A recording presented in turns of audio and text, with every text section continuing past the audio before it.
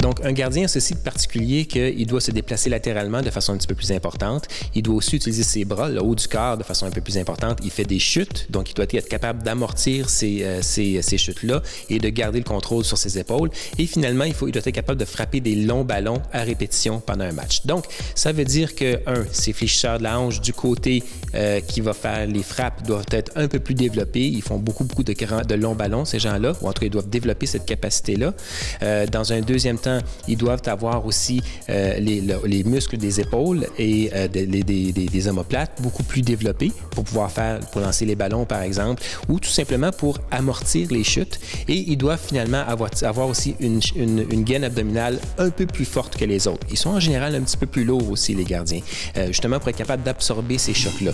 Les muscles des fessiers, les muscles des abdominaux, les muscles des épaules doivent être beaucoup plus développés et les fléchisseurs de la hanche, évidemment, doivent être plus développés pour pouvoir absorber toutes ces forces-là qui sont beaucoup plus grandes.